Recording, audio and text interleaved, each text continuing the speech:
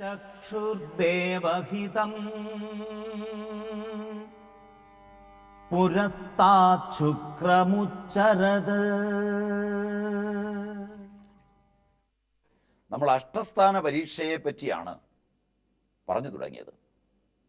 അതിൽ നാഡിയെപ്പറ്റി പറയുമ്പോൾ സാമർഥ്യം കൈവന്ന ഭിഷഗ്വരന്മാർക്ക് വാദനാഡിയെയും പിത്തനാഡിയെയും കഫനാഡിയെയും ഒക്കെ തിരിച്ചറിയാറായാൽ അവ പരിശോധിച്ച് നോക്കാൻ കഴിയും. രോഗനിർണയത്തിൽ സൂക്ഷ്മമായ അവയ്ക്ക് പ്രാധാന്യവും വളരെയുണ്ട്. സമഗ്രമായൊരു പഠനത്തിൽ നാഡിമിടിപ്പെങ്കിലും തിരിച്ചറിയാൻ കഴിഞ്ഞാൽ അത്രയുമായി. അപ്പം നാഡി പരിശോധന, നാഡിയെ പരിശോധിച്ചു കഴിഞ്ഞാൽ അയാളുടെ ആരോഗ്യത്തിൻ്റെ നിലയെ തിരിച്ചറിയുന്ന വസ്തുക്കൾ അയാൾ ആഹരിച്ച് പുറത്തേക്ക് വിടുന്നവയിൽ നിന്നാണ്. പ്രത്യേകിച്ച് കുടിക്കുന്ന വെള്ളം. സൃഷ്ടിന്മുഖങ്ങളായ എല്ലാ ചോദനകളിലും ജലത്തിന് പ്രാധാന്യമുണ്ട്. സൃഷ്ടി കഫത്തിൽ നിന്നുണ്ടായി കം കൊണ്ട് ഫലിക്കുന്നത്. ഓരോ കോശത്തിൻ്റെയും നിർമ്മാണത്തിൽ ശ്ലേഷ്മത്തിന് വലിയ പ്രാധാന്യമുണ്ട്. കോശ നിർമ്മാണത്തിൽ ഏറ്റവും അധികം പങ്കുവഹിക്കുന്നത് ജലം തന്നെയാണ്. ജലം കൊണ്ട് ഫലിക്കുന്നത് എന്ന അർത്ഥത്തിലാണ് കഫം എന്ന് പേരിട്ട് വിളിക്കുന്നത്. കം കൊണ്ട് ഫലിക്കുന്നത്. ആ കഫവികാരങ്ങളുടെ തലത്തിൽ മൂത്രപരിശോധന രോഗനിർണയത്തിൽ നിർണായകമാണ്. മൂത്രപരിശോധനയിൽ അതിൻ്റെ നിറം, അതിൻ്റെ രുചിഭേദങ്ങൾ, അത് പുളിയുള്ള ആസിഡിക്കാണോ, അത് ആൽക്കലൈനാണോ, അതിൽ നിന്നെല്ലാം ശരീരത്തിലെത്തിയ ജലം ശരീരത്തിൽ നിന്നുള്ളതായ വസ്തുക്കളെയും വഹിച്ച് പുറത്തേക്ക് പോകുമ്പോൾ എന്തെല്ലാം വസ്തുക്കളെ പുറത്തേക്ക് തള്ളുന്നു. ശരീരത്തിന് അത്യന്താപേക്ഷിതങ്ങളായ പ്രോട്ടീൻ പോലുള്ള പദാർത്ഥങ്ങൾ പുറത്തേക്ക് തള്ളുന്ന അവസ്ഥയുണ്ടോ? ജലം നോക്കിയാൽ അറിയാം, മൂത്രം നോക്കിയാൽ അറിയാം.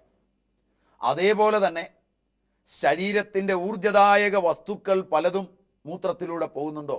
മേഹരോഗങ്ങളുടെയൊക്കെ പഠനത്തിൽ ഇത് നിർണായകങ്ങളാണ്. ആ നിലയിൽ മൂത്രത്തെ പരിശോധിച്ചറിയുക. മൂത്രം ഏത് നിറത്തോടുകൂടി പോകുന്നു, അതിൽ പഴുപ്പും മറ്റും കലർന്നിട്ടുണ്ടോ, ഇങ്ങനെയുള്ള അനേക കാര്യങ്ങളിൽ നിന്ന് രോഗനിലയെ മനസ്സിലാക്കാം. അപ്പോൾ നാഡി പരിശോധന, മൂത്രപരിശോധന, മലപരിശോധന. മലം അത് വിസർജിച്ചു കഴിഞ്ഞാൽ ജലത്തിൽ പൊങ്ങിക്കിടക്കുന്ന പ്രകൃതത്തോടു കൂടിയതാണോ, താന്നു കിടക്കുന്ന പ്രകൃതത്തോടു കൂടിയതാണോ? തളർവാദം പിടിച്ച് ഇരുന്ന് നിരങ്ങുന്ന ഒരു കുട്ടിയെയും കൊണ്ട് ഒരയ്യർ മുമ്പ് തൃപ്പൂണിത്തുറയിൽ തൃക്കോവിൽ അച്യുത വാര്യരെ കാണാൻ പോവുകയുണ്ടായി. പ്രഗത്ഭനായ ഭിഷഗ്വരനായിരുന്നു തൃക്കോവിൽ അച്യുത വാര്യർ. മറ്റ് പല ഭിഷഗ്വര പ്രമാണിമാരെയും കാണിച്ച് അവരെല്ലാം ഓരോ തരം അഭിപ്രായങ്ങൾ പറഞ്ഞ് മാറുകയില്ലാത്ത രോഗമാണെന്നും പേശികളിലുള്ള പ്രോട്ടീനൊക്കെ കുറയാമെന്നും ഇങ്ങനെയുള്ള പല അഭിപ്രായങ്ങളും പല കാര്യങ്ങളുമൊക്കെ പറഞ്ഞ സമയത്ത് അച്യുത വാര്യരെ പോയി കണ്ടപ്പോൾ അച്യുത വാര്യർ കുട്ടിയെ നോക്കി ഒരു കാര്യമേ ചോദിച്ചുള്ളൂ: കുട്ടിയുടെ മലം ജലത്തിൽ പൊങ്ങിക്കിടക്കുമോ, താന്നു കിടക്കുമോ? കുട്ടിയുടെ അച്ഛൻ പറഞ്ഞു, ഇതുവരെ നോക്കിയിട്ടില്ല, എങ്കിൽ അത് നോക്കിയിട്ട് വരൂ. നോക്കിയപ്പോൾ താന്നു കിടക്കുകയാണ്. പിന്നെ അച്യുത വാര്യർ മരുന്ന് കൊടുത്തു. കുട്ടി നടക്കുകയും ഇന്ന് പ്രഗത്ഭനായി ജീവിക്കുകയും ചെയ്യുന്നുണ്ട്. അപ്പം ഇങ്ങനെയുള്ള അനുഭവങ്ങൾ അവർക്ക് ഉണ്ടായത് അവരുടെ സൂക്ഷ്മ നിരീക്ഷണത്തിൽ നിന്നാണ്. കഴിക്കുന്ന ആഹാരത്തിൽ അടങ്ങിയിരിക്കുന്ന ഇരുമ്പും ചെമ്പും അതുപോലുള്ള ലോഹപദാർത്ഥങ്ങളും കഴിക്കുന്ന ആഹാരത്തിൽ അടങ്ങിയ മിനറലുകളും ജഠരാഗ്നി വലിച്ചെടുക്കുകയും അത് ധാതുഭാഗം വരെ കൊണ്ടുപോവുകയും ചെയ്താണ് അതിൻ്റെ മലം വേർതിരിഞ്ഞ് പുറത്തേക്ക് പോകുന്നതെങ്കിൽ അതിലെ ഭാരമുള്ള വസ്തുക്കളൊക്കെ ശരീരം വലിച്ചെടുത്തിട്ടുണ്ടാവും. ശരീരത്തിന് ആവശ്യം ഉള്ളവ. ആവശ്യമില്ലാതെ ഭക്ഷണം കഴിച്ചിട്ട് മലം താന്നു കിടക്കുന്നത് കണ്ട് എൻ്റെ മലം താന്നു കിടക്കുന്നു, അതുകൊണ്ട് രോഗമാണെന്ന് ഈ പരിപാടി കേട്ടിട്ട് തീരുമാനമെടുക്കരുത്. നാളെ മുതൽ നോക്കി രോഗം വന്നു കഴിഞ്ഞ ഒരു രോഗിയിൽ, ശാരീരികങ്ങളായ പ്രശ്നങ്ങൾ സംജാതമായി കഴിഞ്ഞ ഒരു രോഗിയിൽ ആ രോഗത്തെ പറ്റിയുള്ള അന്വേഷണം നടത്തുമ്പോൾ താൻ കഴിക്കുന്ന ആഹാരത്തിൻ്റെ പ്രസക്തങ്ങളായ അംശങ്ങൾ ശരീരത്തിൽ ലയിക്കുന്നുണ്ടോ എന്നറിയാൻ അയാളുടെ metabolism, anabolic and catabolic process, human metabolism, ഉപ അപചയ സംബന്ധമായ പ്രവർത്തനം, അത് പൂർണ്ണമാണോ എന്ന് തിരിച്ചറിയുവാൻ പരിണതപ്രജ്ഞനായ ഒരു ഭിഷഗ്വരൻ മലത്തെ പരിശോധിക്കേണ്ടതാണ്. മലത്തിലൂടെ വന്നുകൂടുന്ന രോഗാണുകോടികൾ, പ്രാചീനന്റെ ഭാഷയിൽ കൃമികൾ, ഗ്രഹങ്ങൾ, പൈശാചങ്ങൾ, രാക്ഷസങ്ങൾ, ഇങ്ങനെയൊക്കെയുള്ള പേരുകളാണ് അവർ ഉപയോഗിച്ചിട്ടുള്ളത്. അതും മലപരിശോധനയിൽ നിന്ന് അറിയുന്നതാണ്.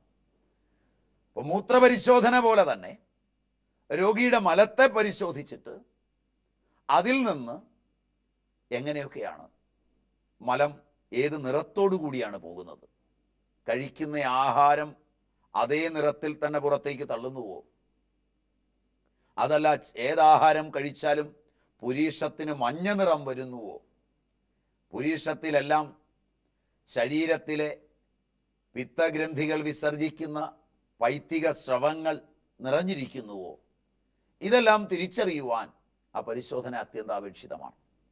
അങ്ങനെ നാഡികൾ, മൂത്രം, മലം, ജിഹ്വ, വയറിലേക്ക് നമുക്കുള്ള പ്രവേശന കവാടം നമ്മുടെ വായാണ്. മനുഷ്യനെ സംബന്ധിച്ചിടത്തോളം അവൻ്റെ എല്ലാ പ്രശ്നങ്ങൾക്കും കാരണവും ഈ വാ തന്നെയാണ്. ആധുനികൻ ഇന്ന് വായ് ഉപയോഗിക്കേണ്ടാത്ത കാര്യങ്ങൾക്ക് കൂടി ഉപയോഗിക്കുന്നതിൻ്റെ കാലമാണ്. അതുകൊണ്ടുണ്ടാകുന്ന പുതിയ പുതിയ രോഗങ്ങളും ഒട്ടേറെയാണ്. വായ് എന്തിനുപയോഗിക്കുവാനുള്ളതാണെന്നും എങ്ങനെ ഉപയോഗിക്കേണ്ടതാണെന്നും അറിഞ്ഞിരിക്കേണ്ടതാണ്. നാവ് നന്നായിരിക്കുന്നവൻ്റെതാണ് ആരോഗ്യം. നാവ് നന്നായിരിക്കുക എന്ന് പറഞ്ഞാൽ രസനയെ മര്യാദപ്പെടുത്തി ആഹാരം കഴിക്കുക, 1. 2, ആ നാവ് കൊണ്ട് സംഭാഷണങ്ങൾ നടത്തുമ്പോൾ അത് നല്ലതായിരിക്കുക. തൻ്റെ നാവ് നന്നായിരിക്കുന്നവൻ ആരോഗ്യവാനായിരിക്കുന്നു എന്ന് പ്രാചീനർ പറയും. ആ നിലയിൽ നാവിൻ്റെ പരിശോധന നടത്താൻ എളുപ്പമല്ല.